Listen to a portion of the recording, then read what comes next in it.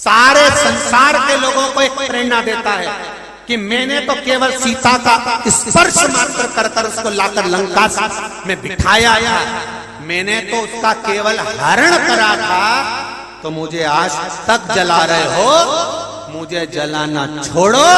जो ये छोटी छोटी बेटियों का जीवन नष्ट कर रहे हैं और उनका साथ गलत करते करते हैं, अब उनके पुतले जलाना प्रारंभ। वो रावण भी कहता है 5 साल की बेटी, 4 साल की बेटी, 6 साल की बेटी, 3 साल की बेटी, 8 साल की बेटी, ये छोटी छोटी लड़कियों के साथ में जो गलत करते करते हैं, रावण की जगह मोहल्ले में इनके पुतले जलना चाहिए, दशहरे पर रावण नहीं।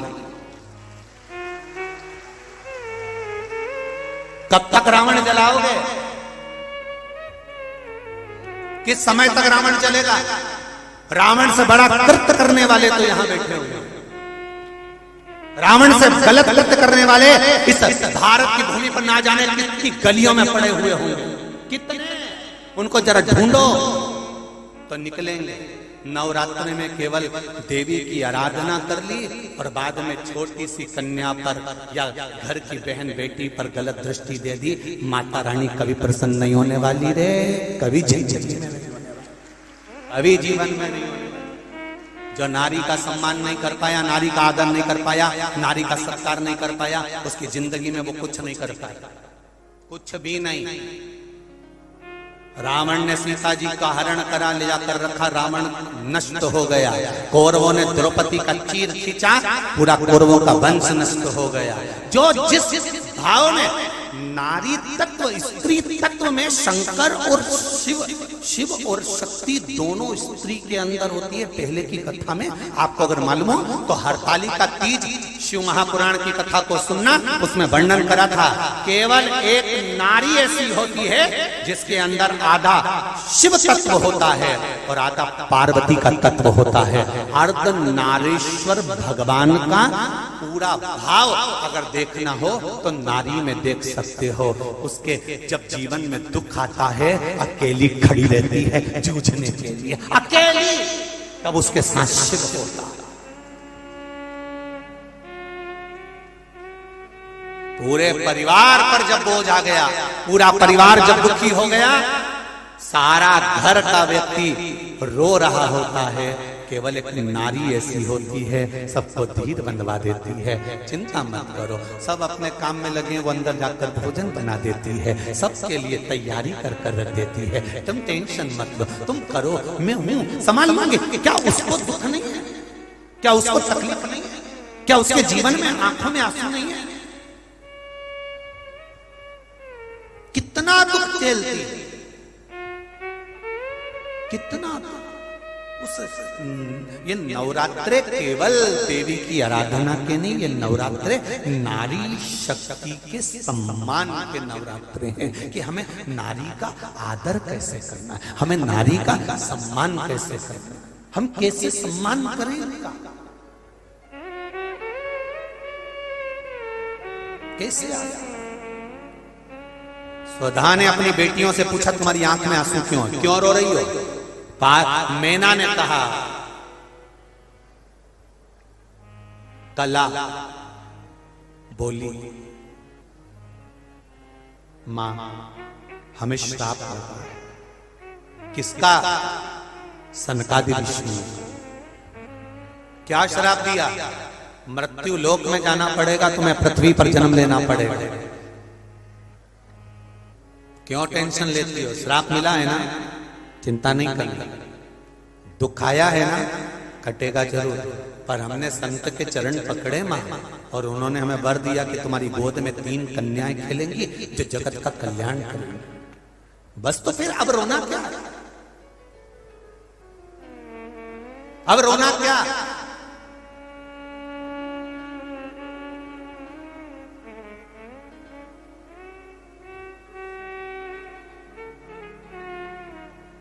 अगर परिवार में बना सकते हो तो थोड़ा सा समाजस बनाकर चलना।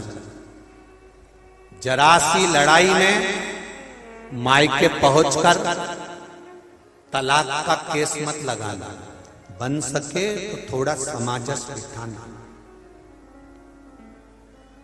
अदालत में किसी भी जज महोदय से जाकर अदालत में, आजकल तो जज साहब के पास जाने की जरूरत नहीं, नेट पे सर्च करो मालूम पड़ जाएगा कि अदालत में तलाक के केस कितने चल रहे हैं। आप सर्च करिए, आज के जमाने में पैसियां भी मालूम पड़ जाती है कब की किसकी कहां है। कितने तलाक के केस, कितने ढेर तलाक के केस चल रहे हैं। पूछा एक दो बेटियों से, हमने भी पूछा बेटा तलाक क्यों ले रही हो? कहा गुरुजी इनके साथ में रह नहीं सकती, ये तो बहुत बेकार नेचर के हैं, बहुत बेकार व्यवहार है इनका, दिन भर माता पिता का सम्मान करते हैं, मुझको पूछते तक नहीं है, मुझे ऐसे पति के साथ नहीं रहना। तो हमने उससे कहा बेटा तू तलाक ले लेगी फिर क्या करेगी? मैं और दूसरी शादी कर लूंगी। ठीक है बेटा, और मालूम पड़े अभी तो तुझको काल भेरू मिला है और आने वाले समय में बटुक भेरू मिल गया है, तो अगर ललाट पर भगवान ने इसी से सुख लिखा होता तो सुख मिलता कि नहीं मिलता? अगर ललाट में इससे दुख लिखा है तो तू 10 शादी भी कर ले, तेरी जिंदगी में दुख ही लिखा हो तो सुखी नहीं हो सकता। जहां विवाह हुआ है वहां एडजस्ट कर कर चलने का प्रयास करिए। थोड़ा गरम, थोड़ा नरम, थोड़ा प्रेम, थोड़ा स्नेह, थोड़ा समर्पण, थोड़ा आंख में आंसू, सब चलेगा और जिंदगी निकल जाएगी। जरा जरा सी बात में अदालत में पहुंच गए, जरा जरा सी बात में नहीं मैं अपनी बेटी को नहीं भेज रहा, मैं तो तलाक मांगूंगा, मैं तो ये करूंगा, ले तलाक। दूसरा शादी करके भी तुम दुखी, अगर इसके साथ विवाह होने के बाद भी दुखी हो तो 50 भी कर लोगे तो भी दुख तो रहना ही है। जरा विचार करो कितना ज्ञानी थे जनक जी महाराज, कितने ज्ञानी कि उनके बराबर कोई ज्ञानी नहीं था। सुखदेव जी महाराज के गुरु थे, उनके घर में जो विद्वान पंडित थे उनके घर में कितने बड़े बड़े गुरु जी बैठे हुए थे। जरा विचार करना, क्या उन्होंने सीता जी का स्वयंवर रखा, स्वयंवर रखने के बाद विवाह पक्का किया, विवाह करते समय सीता और राम का क्या मिलान नहीं करा होगा? शादी की तारीख नहीं देखी होगी कि इस तारीख को शादी करेंगे, दोनों सुखी रहेंगे, दोनों आनंद में रहेंगे। जनक जी ने कितना कितना बेटी का भाग्य दिखवाया होगा, कितनी पत्रिका दिखवाई होगी, कितना यश दिखवाया होगा। क्या जनक जी को यह मालूम था कि मेरी बेटी को वन वन डोलना पड़ेगा? क्या जनक जी को यह मालूम था कि मेरी बेटी गर्भ से रहेगी और उसको जंगल में छोड़ दिया जाए?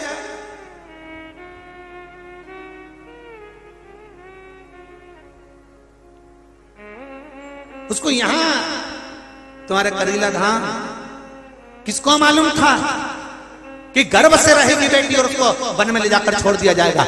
जनक जी ने अपनी बेटी को लाड और प्यार से पाला था, जनक जी ने अपनी बेटी को इतने स्नेह से पाला था, जनक जी ने अपनी बेटी को फूलों की तरह पाला था। क्या जनक जी भाग्य कितनी बार पूछे होंगे, पंडित जी बताओ मेरी बेटी की पत्रिका देखकर बताओ? पंडित जी ने कहा होगा बहुत बढ़िया, राशि सुख होगा, ये होगा, हाथी होगा, घोड़ा होगा, सब कुछ हुआ, सब कुछ मिला, पर ये ललाट पर जो लिखा था वो तो भोगना पड़ा, वो दर दर भटकना पड़ा। ये किस्मत में जो लिखा है वो तो भोगना। तब सीता जी विचार करें कि अब किस्मत में जो लिखा है तो वन वन तो मुझे जाना, करना क्या चाहिए? शंकर भगवान का स्मरण करो। पार्वती जी ने भी सीता जी को ज्ञानोपदेश अनसुईया जी के रूप में दिया था और सीता जी को समझा दिया था कि बस शिव भक्ति का मूल रखिए, दुख कटेगा और शीघ्र कटेगा, सारी समस्या का हल। जम के बोलो जरा, एक लोटा जल शिव को समर्पित। बाबू आप दिल से कहेंगे, वो दिल से कहो, दिल से। स्वधा पूछ रही तुम रो रही हो क्यों?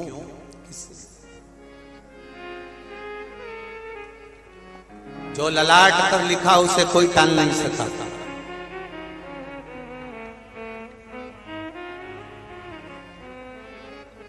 कई लोग कहते हैं हम नहीं जाते बद्रीनाथ। हमने पूछा क्यों? अरे गुरुजी ठंड बहुत पड़ती है, पहाड़ी रास्ता है, कुछ हो गया तो तुम्हारा पूरा परिवार गया, तुम नहीं गई? अगर वहां कुछ हो गया तो? और जिससे पूछा था वो घर में रह गए, जो गए थे वो दर्शन कर कर आ गए। और ये बाथरूम में स्नान करने गई और पांव फिसल गया और सीताराम हो गई। ले मां बद्रीनाथ में सोच रही थी कुछ हो गया तो। शिव महापुराण की कथा कहती है जन्म मरण परण मेरे शंकर के हाथ में है।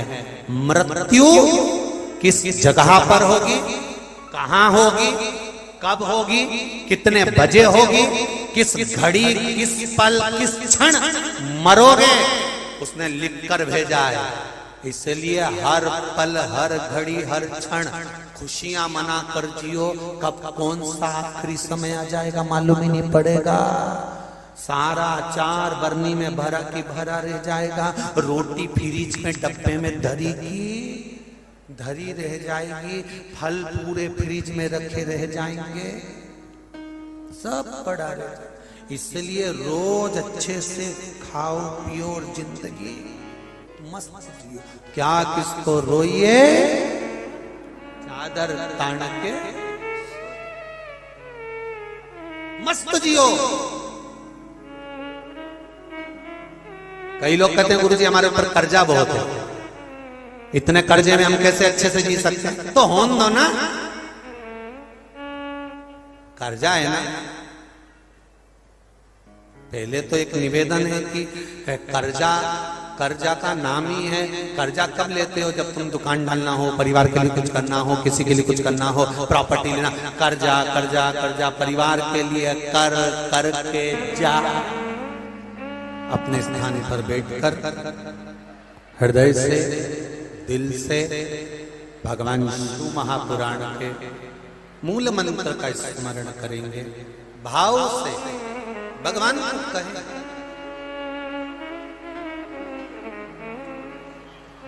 भाव से निवेदन करें भगवान से, और अपने हृदय की बात देवाधिदेव महादेव से कहें। श्री शिवाय नमस्तुभ्यं,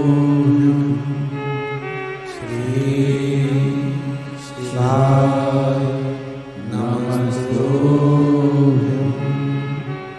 श्री शिवाय नमस्तुभ्यं,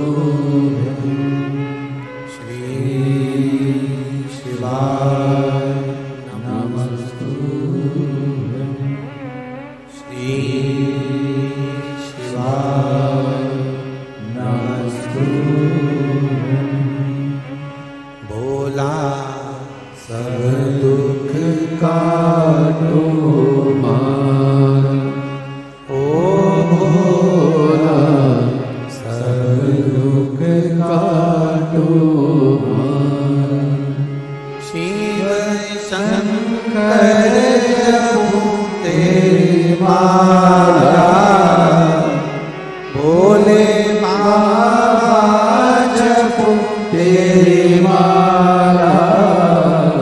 भोला सब दुख काटो मार, ओ भोला सब दुख काटो मार। सुधा ने अपनी बेटियों को समझाया। बेटियां मृत्यु लोक में जन्म ली। मैना जिनकी गोद में माता पार्वती जी आई। धन्या सुनैना जी बनी जिनकी गोद में सीता जी आई। कला कीर्ति बनी जिनकी गोद में राधा जी। ये तीन देवियां तीन की गोद में। एक बात ध्यान लगाकर स्मरण करिएगा,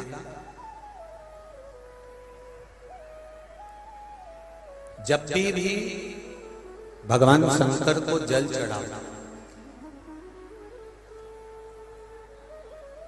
जल चढ़ाते समय ये शिवलिंग, ये पीठिका पार्वती जी का हस्त कमल, ये शिवलिंग शंकर भगवान, ये जलाधारी, राइट में गणेश, लेफ्ट में कार्तिक, बीच में अशोक सुंदरी।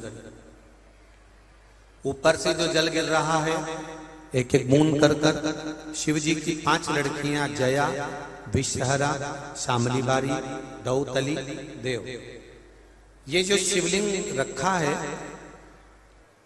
ये गोल पीठिका जो है, ये पार्वती जी का हस्त कमल।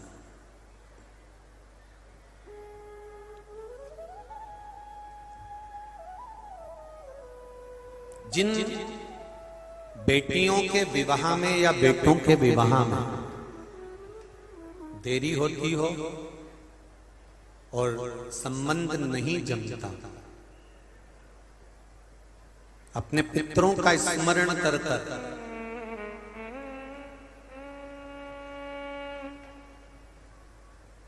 सोमवार की सोमवार शिवलिंग पे जल चढ़ाने से पहले पीठिका पर 7 बार जल घुमाने के बाद शिवलिंग पर अगर चढ़ाया जाए तो उस बेटा बेटी का संबंध 3-4 महीने में बाबा की कृपा से जम ही जाता है।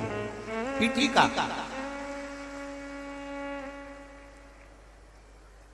क्यों? क्योंकि पितरों की बेटी मैना, और मैना के घर में जो पार्वती मैया का प्रागट्य हुआ है, मैनावती पार्वती मैया को जो प्रकट करी है, जन्म दी है, तो स्वधा ने ये वर प्रदान करा था तीनों देवियों को,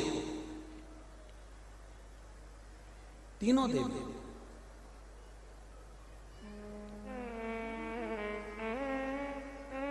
एक बात अच्छे से समझ लीजिए, सनकादि ऋषि ने तो श्राप दिया, श्राप देने के बाद वर दिया कि तुम्हारे यहाँ 3 बेटियां जन्म लेंगी, मृत्युलोक में तुम्हें जाना था।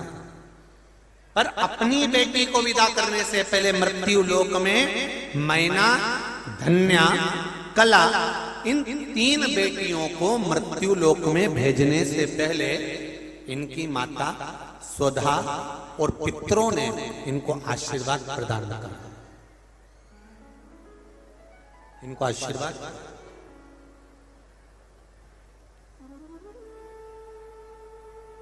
महाराज वर दिया। पार्वती जी की माता मैनावती, मैनावती की माता सुधा देवी, सुधा देवी ने वर दिया, ए मैना, धन्या, कला, तुम मृत्यु लोक में जन्म जरूर लोगी, पर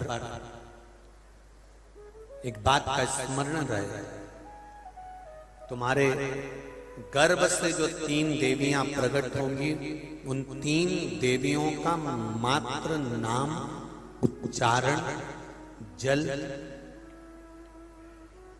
पितरों की तृप्ति कराएगा, और जो तुम्हारे नाम का स्मरण करेगा वो भव सागर से तर जाएगा, उस भव सागर से तर।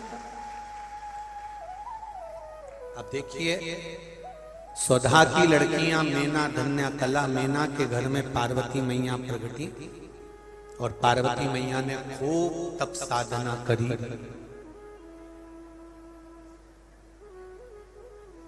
केवल पार्वती जी का ही स्मरण नहीं है, यहां पर गंगा जी का भी स्मरण है। गंगा जी का भी स्मरण यहां करा गया। जितना तप माता पार्वती जी ने भगवान शंकर को पति बनाने के लिए करा था, उससे दुगना तप माता गंगा ने शंकर भगवान को पति बनाने के लिए करा था, दुगना तप।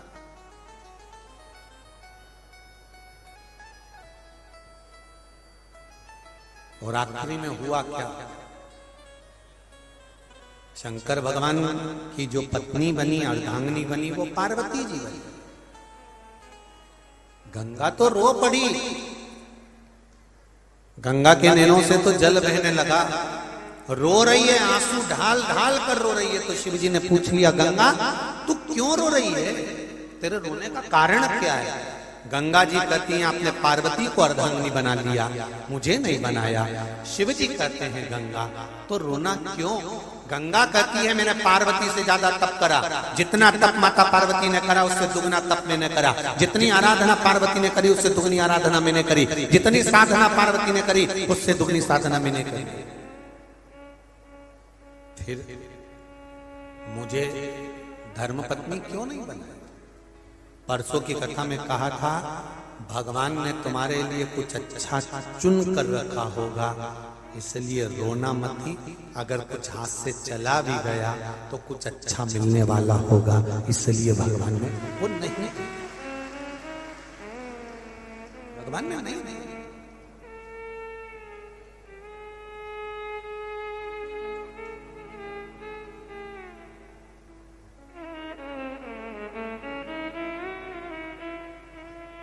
कभी भी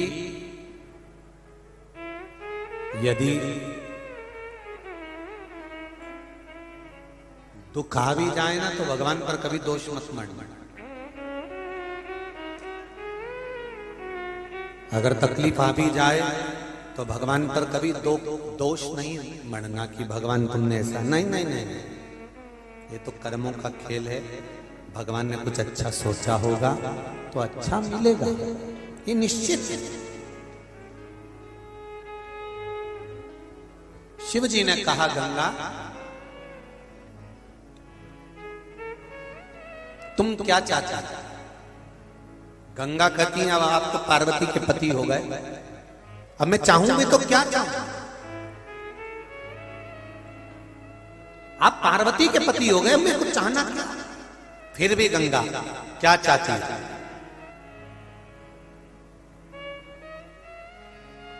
गंगा कहती है आपका और मेरा नाम जुड़ जाए, ऐसा कुछ वर दे दो। शिव जी ने कहा गंगा मैं तुझे वर देता हूं, जो भी गंगा की डुबकी लगाएगा वो तेरा और मेरा नाम साथ में लेगा, हर हर गंगे बोलेगा और उसको आनंद की अनुभूति। हर हर गंगा ने दूसरा वर मांगा, अगर किसी व्यक्ति की अस्थियां मेरे जल में आकर डाली जाए, जितने दिन तक गंगा के जल में किसी व्यक्ति की अस्थियां पड़ी रहेगी उतने दिन तक उसको बैकुंठ का सिंहासन पर बिठाया जाए। ये वर दे दीजिए, ये वर दो। इसीलिए कहते हैं ये भारत की भूमि है। अमेरिका में कोई मरता है तो उसको डेथ कहते हैं, ये मर गया, डेड बॉडी, डेड एक्सपायर हो गए। पर भारत में अगर कहीं का बेवड़ा भी मरता है ना तो उसके नाम के आगे भी लिखा रहता स्वर्गवासी। अब बताओ इतना बड़ा बेवड़ा था, दिन भर पी के पड़ा रहता था, इतना बड़ा पापी, इतना गंदा काम करने वाला, इतना गंदा काम करने वाला भी मरता है तो भारत की भूमि पर उसके नाम के आगे एक्सपायर नहीं लिखा होता, क्या लिखा होता है? स्वर्गवासी। क्यों? क्योंकि ये भारत की भूमि केवल पूरे एशिया में एक ही भूमि ऐसी है भारत की जहां पर पाप करने वाला मरता है तो भी उसको स्वर्ग मिलता है, इसलिए इसका नाम मरने पर लिखा जाता है स्वर्गवासी, एक्सपायर नहीं, डेथ नहीं। कितना भी पाप करने वाला हमारा तो भी वो स्वर्गवासी लिखाया, तो भी वो वैकुंठ अधिपति के पद पर बैठने वाला लिखाया।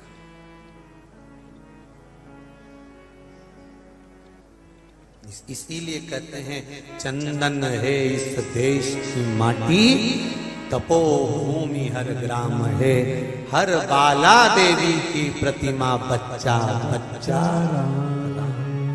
उसको पहचान लीजिए। ये भूमि की प्रबलता, ये भूमि का प्रताप है, भूमि का प्रताप।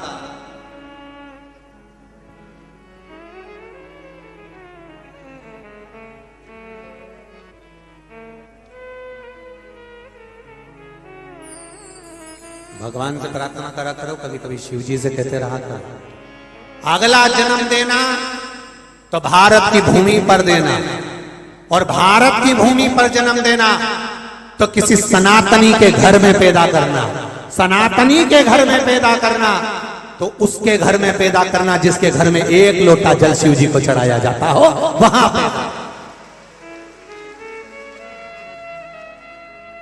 जहां शिव की आराधना होती है, शंकर का गुणगान, शंकर का स्मरण, शंकर की भक्ति, क्योंकि ये बार बार जन्म नहीं देती शंकर की भक्ति। एक बार शिव की आराधना करी फिर अगला जन्म नहीं है, अगला जन्म सीधे मोक्ष है, सीधे मोक्ष। मुक्ति और मोक्ष में अंतर है। मुक्ति का मतलब होता है एक योनि से छूटे दूसरे में पहुंच गए, दूसरे योनि से छूटे तीसरे में पहुंच गए, तीसरे से छूटे चौथे में पहुंच गए। और मोक्ष का मतलब एक जन्म लिया, भजन कर कर निकल गए, उसके बाद कोई जन्म नहीं, कोई जन्म नहीं।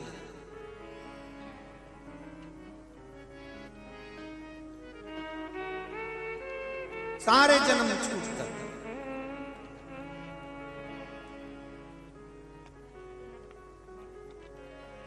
महाराज शिव कथा कह रहा है, शंकर का गुणगान कह रहा है। गंगा ने वर मांगा कि जितने दिन तक मेरे जल में अस्थियां पड़ी रहेगी उतने दिन तक वो जीवात्मा बैकुंठ में पड़ी रहेगी। वर दे दिया। फिर गंगा ने कहा मुझे वर दो, अविरल भक्ति और मुक्ति का साधन। शिव महापुराण की कथा श्रवण करने का सौभाग्य बाबा देवादिदेव महादेव की कृपा से आपको हमको प्राप्त हुआ है। बड़े भाग्यशाली हैं अशोकनगर के सभी श्रोता भाई बहन जो इस पुनीत पावन शिव महापुराण की कथा को श्रवण कर अपने जीवन को धन्य बना रहे हैं। गोलोकवासी एडवोकेट श्री रघुवीर सिंह जी यादव बाबूजी की स्मृति में श्री महेंद्र सिंह जी यादव चेयरमैन मां जानकी करीला धाम ट्रस्ट, माननीय श्री कृष्णपाल सिंह जी यादव सांसद गुना शिवपुरी अशोकनगर सांसदीय क्षेत्र, श्री अजय पाल सिंह जी यादव परिवार जो इस पुण्यमय आनंदमय शिव कथा को करवाकर अपने जीवन को धन्य बना रहा है। शंभो शरणे पड़ी मांगू घड़ी रे घड़ी दुख काटो दया करी न दर्शन आपो। भगवान शिव की कृपा, उदारता, दया, करुणा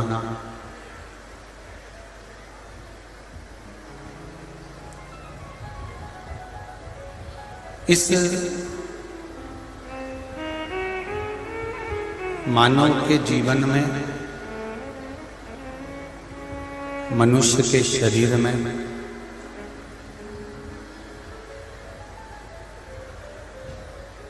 $21,600 श्वास प्रतिदिन मेरे देवादिदेव महादेव ने दी। अब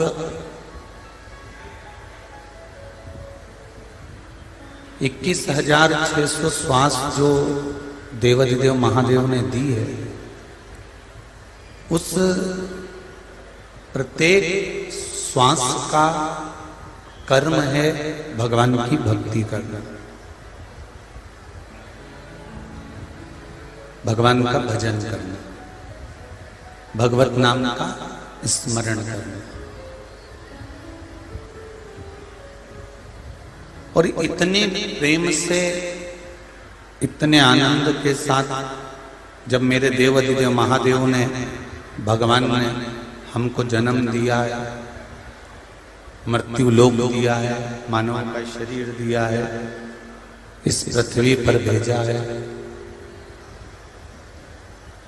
तो मृत्यु लोक में भेजने का केवल एक कारण है कि हमारा जो पूर्व का समय गया है, हम जिस योनि में थे, हम जिस रूप में थे, उस योनि को, उस रूप को छोड़कर हम ये मनुष्य की देह धारण करे हैं, और ये मनुष्य की देह केवल भगवान की भक्ति करने के लिए, और इस देह को पाने के बाद अगला जन्म फिर किसी जीव का ना हो, भगवान की शरणागति मिल जाए और हमारी मुक्ति मिल जाए, उसके लिए प्राप्त हुआ है।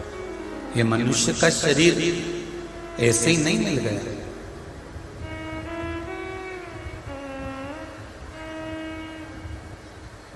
तेरा ही दिया मैंने, खाया पिया है, तेरा शुक्रिया है, तेरा शुक्रिया है। ये जायदाद दी है, औलाद दी है, मुसीबत में हर वक्त इमदाद दी है। तेरा ही दिया मैंने, खाया पिया है, तेरा शुक्रिया है, तेरा शुक्रिया है। ये तेरी कृपा से है, ये तेरी करुणा से है। और जब तक तेरी करुणा, तेरी कृपा, तेरी उदारता नहीं होती, तब तक सुख का अनुभव नहीं हो सकता, सुख प्राप्त नहीं हो सकता। एक बात पूछना चाहूंगा, जितने लोग आस्था चैनल पर कथा सुन रहे हैं, जितने फेसबुक यूट्यूब पर श्रवण कर रहे हैं, जितने इस अशोक नगर की पावन धरा पर बैठकर कथा सुन रहे हैं,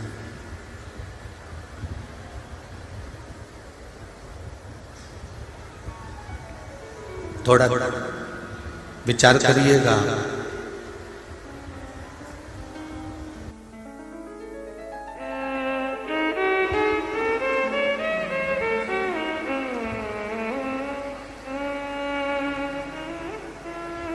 एक विचार आपके जीवन में लाइए।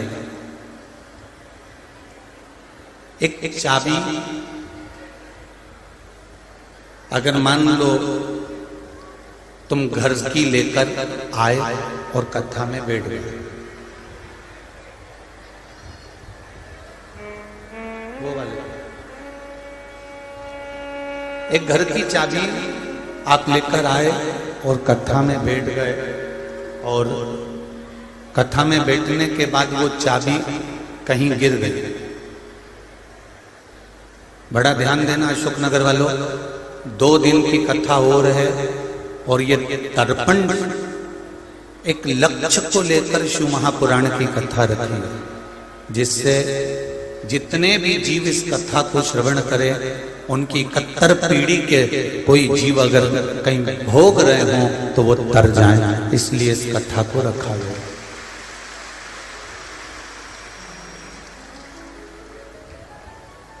बहुत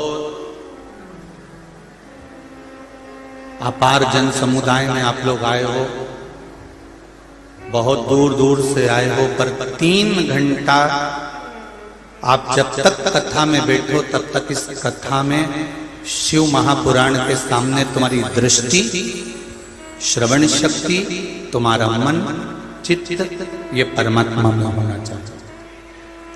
आसपास वाला कितना भी बोले पर अपने को उधर दृष्टि नहीं करना, क्योंकि 1 मिनट की भी कथा नहीं छूटना चाहिए। घंटे घंटे 4-4, 5-5 घंटे पहले से इंतजार कर रहे हो कथा का, वो छूटना नहीं चाहिए।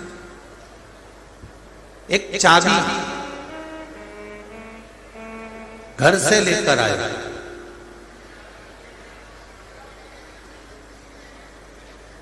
और वो चाबी अगर कहीं गिर गई, खो गई,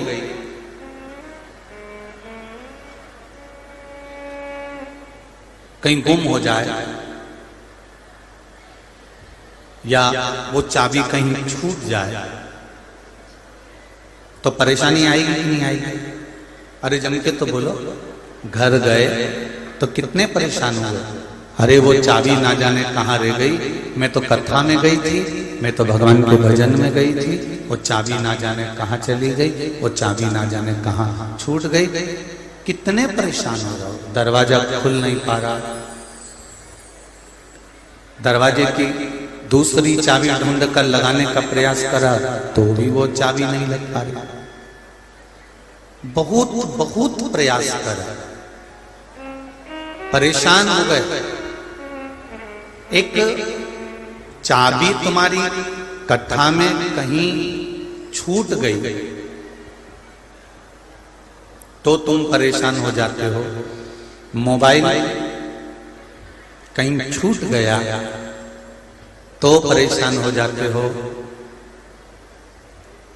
मुंबई गए, एड्रेस रखा था, मकान नंबर भी था, कॉलोनी का भी स्मरण था, फ्लैट का भी मालूम था, और मुंबई पहुंचे और मकान नंबर, घर का नंबर, एड्रेस कहीं खो गया, छूट गया, तो परेशान हो गए कि नहीं हो गए? हो गए ना। चाबी छूट जाए तो व्यक्ति परेशान हो जाता है, मोबाइल नंबर छूट जाए तो व्यक्ति परेशान हो जाता है, घर का पता छूट जाए तो व्यक्ति परेशान हो जाता है, मोबाइल कहीं छूट जाए तो व्यक्ति परेशान हो जाता है। तो शिव महापुराण की कथा कहती है, मनुष्य शरीर प्राप्त करने के बाद अगर भोले नाम छूट जाए, शंकर का नाम छूट जाए तो जिंदगी नरक हो जाए, जिंदगी बेकार।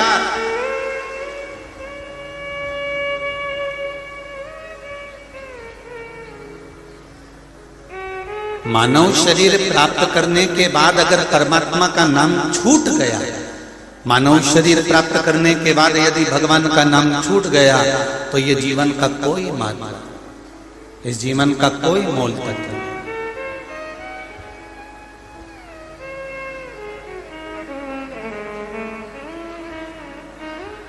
आप अगर भगवान पर विश्वास कर रहे हो,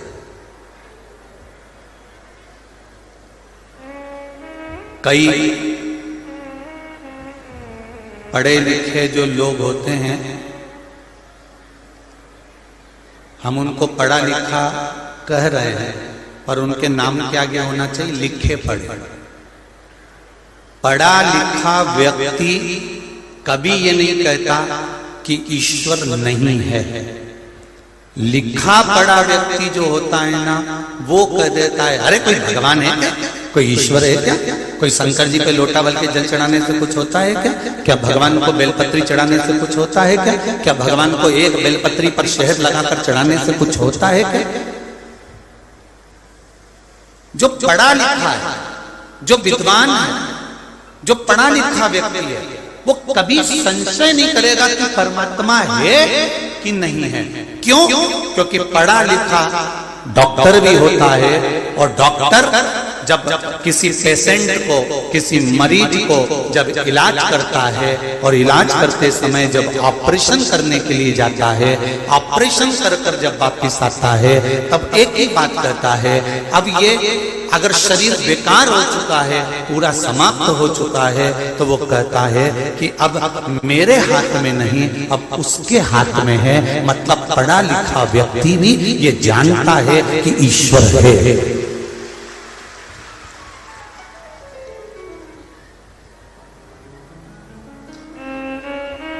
पढ़ा लिखा व्यक्ति भी ये जानता है कि ईश्वर है, और जो कहता है कि आओ भगवान को जल चढ़ाने से कुछ होता है, सूर्य नारायण को अर्घ्य देने से कुछ होता है, गाय को रोटी देने से कुछ होता है, कौवे को ग्रास देने से कुछ होता है, क्या पितरों को भोजन कराने से कुछ होता है। जो पढ़ा लिखा है वो ऐसी बात नहीं करेगा, वो कभी नहीं करेगा। अच्छी पढ़ाई जिसने करी है, जो विद्वान है, जो विद्वत्ता में परिपूर्ण है, वो कभी इस तरह की बात नहीं करेगा। पर जो लिखा पड़ा होता,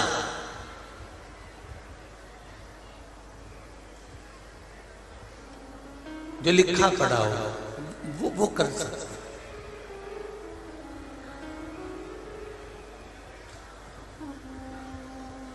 वो कभी ईश्वर की निंदा ही नहीं करेगा। पढ़ा लिखा व्यक्ति कभी ईश्वर की निंदा नहीं करता। उसने मन में एक विचार बनाया, हाँ ये जरूर है, पढ़ा लिखा व्यक्ति ढोंग ढकोसला या फालतू के जो नाटक होते हैं ना, इसको पढ़ा लिखा व्यक्ति कभी पसंद नहीं करता, कभी पसंद नहीं करेगा। चोंगे जैसी आवाज आ रही है, उसको सुधार ला। पढ़ा लिखा व्यक्ति ढोंग ढकोसले को या फालतू के प्रपंच को कभी पसंद नहीं करता।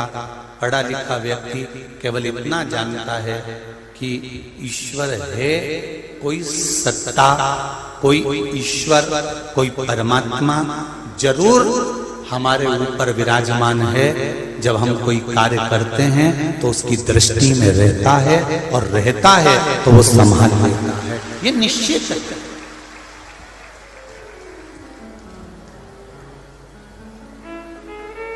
कितने सारे आए हो आप, कितने, और जितने अंदर हो उससे दुगने बाहर हो, और जितने बाहर हो उससे दुगने रोड पर हो।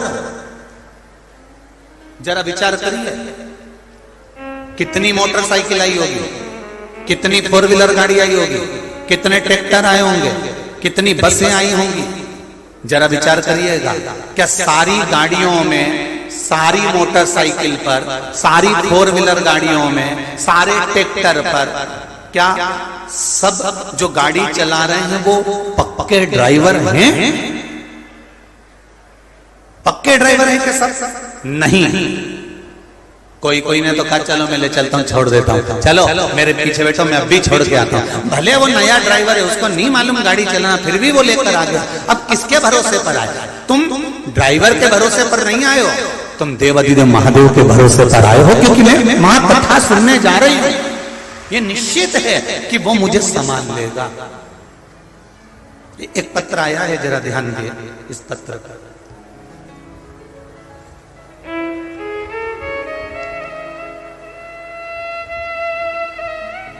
मेरा नाम अनीता साहू है, मुंगावली जिला अशोकनगर की रहने वाली हूं।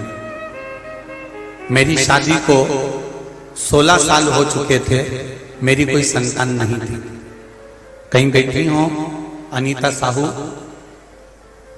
तो दोनों हाथ हिलाइएगा। अनीता साहू जहां बैठी हो दोनों हाथ हिलाइए एक बार, तो पहचान में आ जाएंगे। जहां कहीं बैठी हो,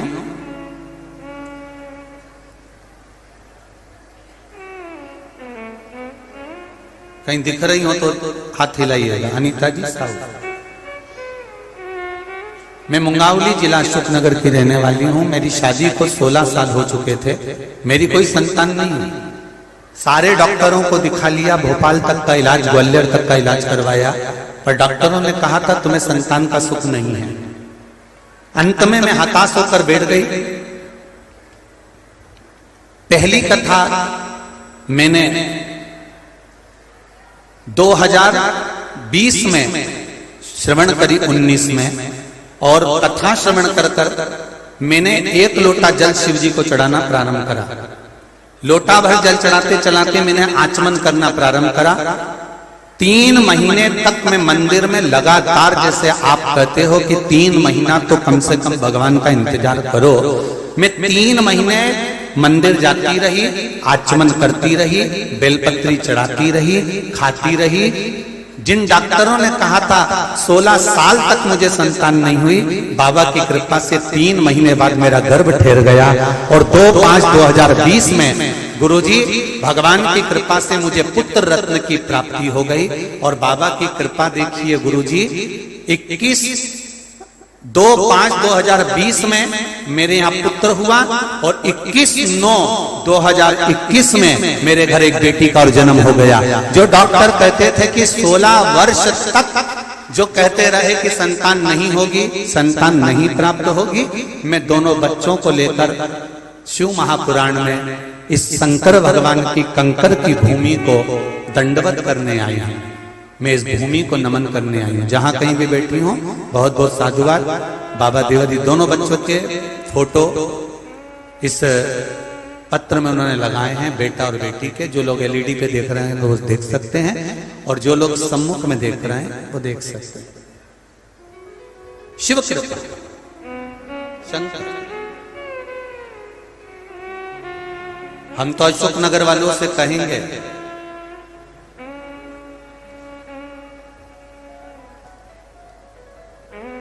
जो लोग छूट गए, जो लोग रह गए, उनसे निवेदन है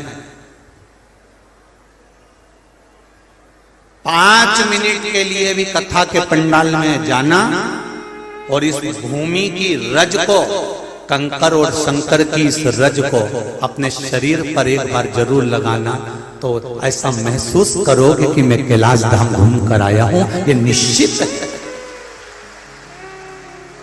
और केवल अशोक नगर के नहीं, जो 26 तारीख से मंदसौर में 2 बजे से 5 बजे तक मंदोदरी शिव महापुराण की कथा होने वाली है, मेरा संपूर्ण मंदसौर के आसपास के क्षेत्र वालों से भी निवेदन है, 5 मिनट जाओ पर शिव महापुराण के उस पावन प्रांगण में, पंडाल में 5 मिनट हाजिरी, अपने जीवन का कंकर और शंकर का दर्शन अवश्य करो। आज सांसद महोदय, बहुत प्रसन्नता की एक बात कहना चाहूंगा कि यहां कहीं एक भवानी प्रसाद जी आए हुए हैं, जो जोधपुर से आए हैं। उन्होंने सीहोर ऑफिस में फोन लगाया और सीहोर ऑफिस में फोन लगाने के बाद फिर उन्होंने वापिस वहां से नंबर लेकर आशीष जी को फोन किया। आशीष जी को फोन कर उन्होंने बताया कि अशोक नगर के निवासियों को और सांसद महोदय को हमारी तरफ से गुरुजी धन्यवाद देना। 2 दिन पहले की बात है गुरुदेव, मैं शुगर का मरीज, मेरी शुगर बाबा की कृपा से अब तो ठीक हो चली, पर मैं सुबह के समय पर भूखा नहीं रह सकता। सांसद जी, उसके शब्द देखिए कितने जोरदार, उसने कहा कि मैं सुबह के समय पर भूखा नहीं रह सकता था, और इतना धन भी मेरे पास में नहीं था। मैं ट्रेन से आ गया था, बदल कर यहां था।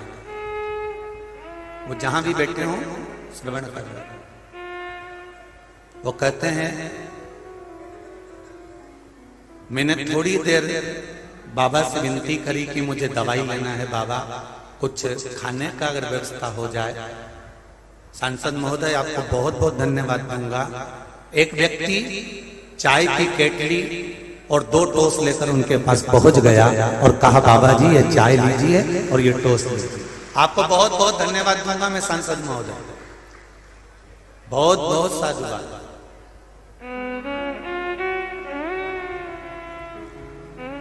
उसकी खुशी का मैं वर्णन नहीं कर सकता इस व्यासपीठ से।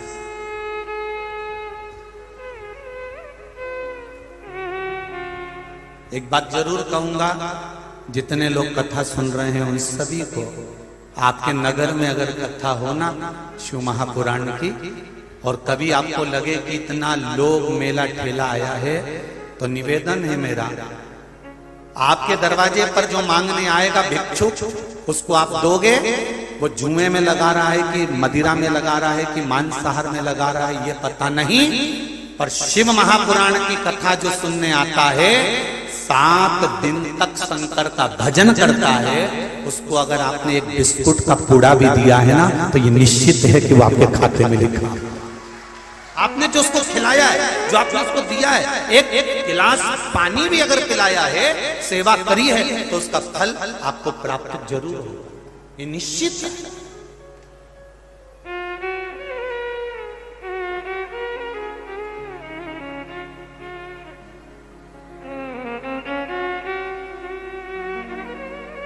उस बुजुर्ग व्यक्ति का एक शब्द था, सांसद जी कहूंगा तो लोग कहेंगे कि गुरुजी व्यासपीठ से सांसद जी का वर्णन करें, पर उस बुजुर्ग अगर वो यहाँ बैठा होता तो मैं उसको माइक दे देता, कहीं बैठा जरूर है, उसको माइक देता बोलने के लिए। उसका शब्द था कि इनका नाम कृष्ण पाल है और ये भी यादव है। कहना चाहूंगा मेरे भगवान कृष्ण भी यदुवंश में हुए थे और जैसे उन्होंने द्वारका का आनंद कराया था वैसे इन्होंने अशोकनगर में आनंद कराया। मैं कहना उसके बुजुर्ग के शब्द इतने प्रबल शब्द थे महाराज, इतने। ये शिव कृपा है, ये शंकर की उदार है, उसकी करुणा।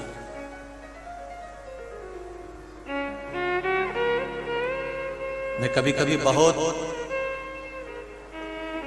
आशीष जी को भी, आशीष को भी मैं कहता रहता हूं कि बहुत बहुत जिस यदुकुल में भगवान कृष्ण का प्रागट्य हुआ, जिन यदुकुल में भगवान कृष्ण प्रगटे, वो यदुकुल कोई साधारण नहीं हो सकता। भगवान कृष्ण का ही एक आनंद देने वाला कुल है, ये कृपा। जब लगे जीवन में दुख,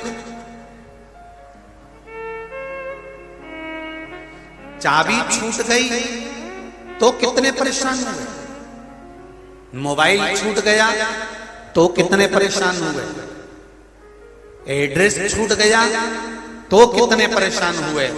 शिव महापुराण की कथा कहती है अगर मनुष्य शरीर प्राप्त करने के बाद भगवान का नाम अगर छूट गया तो कितने परेशान हो गए, ये विचार करिएगा। कितनी योनियां काटना पड़ेगी, कितनी योनियों में जन्म लेना पड़ेगा, कितनी योनि काटने के बाद फिर वही 83,99,999 योनियां फिर काटी है और काटने के बाद फिर मनुष्य देह, फिर मानव मनुष्य,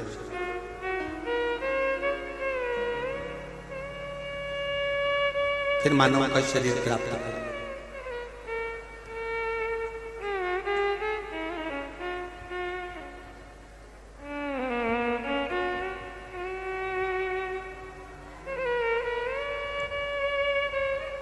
प्रभु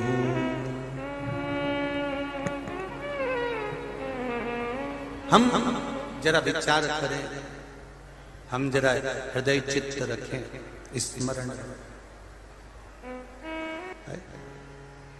अगर मान लो हम खड़े और खड़े होकर अगर हम जाप करें तो उसका फायदा नहीं होगा।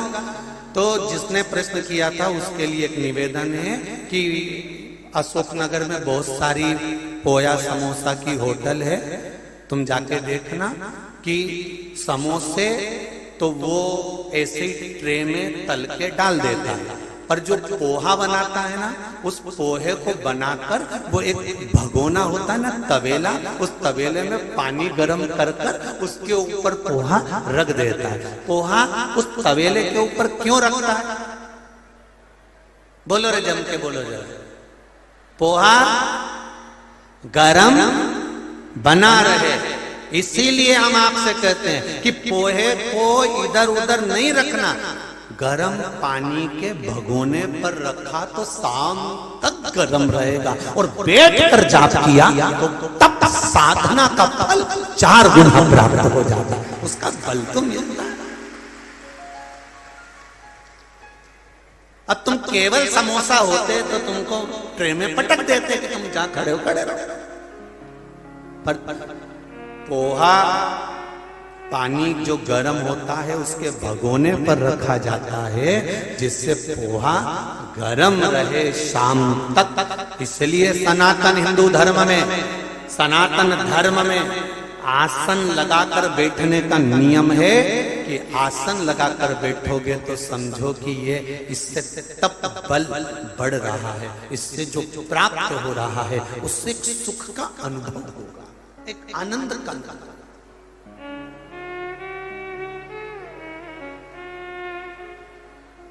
प्रभु का नाम ना छूटे, भगवान की भक्ति ना छूटे।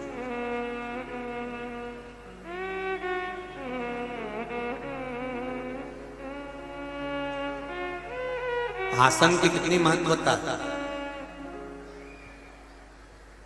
शिव महापुराण की कथा में लिखा है, और यदि आप स्कंद पुराण पढ़ेंगे और कुन्म पुराण पढ़ेंगे या ब्रह्म विवर्त पुराण पढ़ेंगे तो उसमें भी मिलता है कि आसन लगाकर बैठकर जाप किया जाए, पाठ किया जाए, स्मरण किया जाए, कीर्तन किया जाए, उसका फल हजारों गुना प्राप्त होता है। हजार। हम तो इस पंडाल के बाहर और जितने लोग इस पंडालों में बैठे हैं और पंडाल के बाहर जितने लोग भी खड़े भी हैं, तो हम तो उनसे भी कहेंगे शिव पुराण में आए हो, जहां तक बैठने की व्यवस्था हो, अगर जमीन भी मिले, क्योंकि जमीन भी शिव पुराण की साधारण नहीं, कंकर संकर की भूमि है, जमीन भी मिले तो 5 मिनट बैठकर कथा सुनकर फिर जाए। खड़े खड़े चप्पल पहन के मत निकल जाए। 5 मिनट बैठो पर बैठो, कथा का स्मरण करो। मैंने तेरे ही भरोसे ओ बाबा, तेरे ही भरोसे हवा बिच उड़ती जावांगे बाबा, डोर तू छठी नाम करती जावांगी। भोले मैं तेरी पतन, शंभो मैं तेरी पतन। उसका स्मरण करना।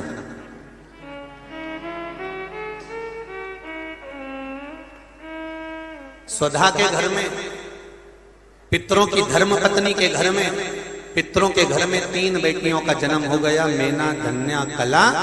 इन तीनों को सनकादि ऋषि का श्राप लग गया कि तुम मृत्यु लोक में जन्म लोगी, पृथ्वी पर जाओगी। इन्होंने संतों के चरण को पकड़ लिया, क्षमा मांग ली, तो संतों ने आशीर्वाद दे दिया कि तुम तीनों के गोद में 3 बेटियां खेलेंगी जो जगत का कल्याण करेंगी, जगत का उद्धार।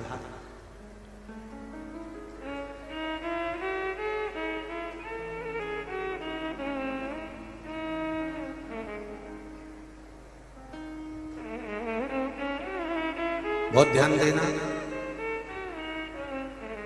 21,600 श्वास में से थोड़ी बहुत श्वास ऐसी होती होगी जिसमें तुम भगवान का भजन करते हो। 21,600 श्वास में से आधी श्वास तो तुम्हारी सोने में निकल जाती है,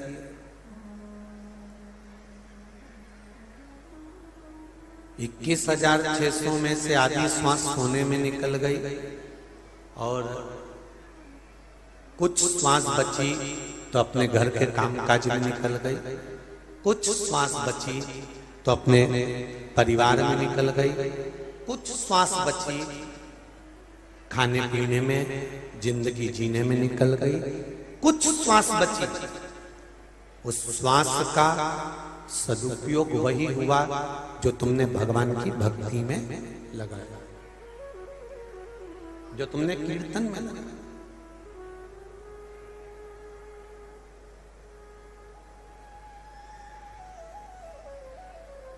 महाराज